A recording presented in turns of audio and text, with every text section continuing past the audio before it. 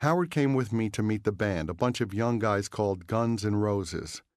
We had arranged to meet them at an apartment their manager had rented for them near the corner of La Cienega and Fountain. I introduced bald, pot-bellied Howard as my bodyguard as a joke, but after looking around for a few minutes, I could see why they didn't get it. Izzy was unconscious, with drool coming out of the side of his mouth.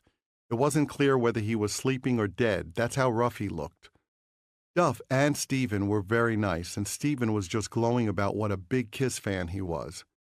I didn't realize that the half-comatose, curly-headed lead guitar player who called himself Slash was what had become of the sweet kid I'd spoken to during the interviews before the recording of Creatures a few years earlier.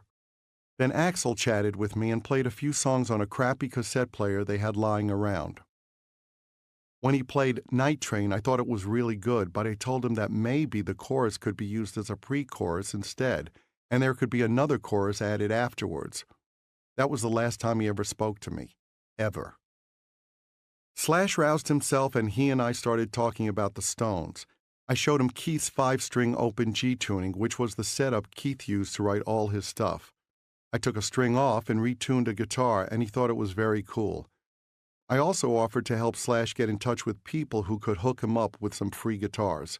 We were sponsored by all sorts of instrument companies, and I figured a young guy like him could use some help getting equipment to record with. That night I went to see their gig at Raji's, a little dive in Hollywood. I thought the songs they had played for me were good, but they didn't prepare me for seeing the band live. Guns N' Roses were stupendous. I was shocked, given the collection of wastoids I'd seen earlier that afternoon, and I immediately realized I was witnessing true greatness. I went to see them perform again at another club called Gazzari's. It later became the Key Club. They weren't happy with the guy mixing their sound, and Slash asked me out of the blue to help out. Decades later, Slash's recollection of the night would be faulty at best. He liked to pretend I had dared to meddle with their sound. God forbid this guy from Kiss would have anything to do with guns. I mean, what could be worse than a guy from Kiss, of all things? He also recalled that I had a blonde trophy wife with me. But I wasn't married and was in fact there with a short brunette named Holly Knight, who was a songwriter famous for Love is a Battlefield, among other hits. There is obviously a reason why defense attorneys never want to put alcoholics or drug addicts on the witness stand. That was years later, of course. Immediately after my interactions with the band, I started to hear lots of stories Slash was saying behind my back. He called me gay, made fun of my clothes, all sorts of things designed to give himself some sort of rock credibility at my expense. This was years before his top hat, sunglasses, and dangling cigarette became a cartoon costume that he would continue to milk with the best of us for decades. I didn't wind up being involved with GNR's album. No surprise there.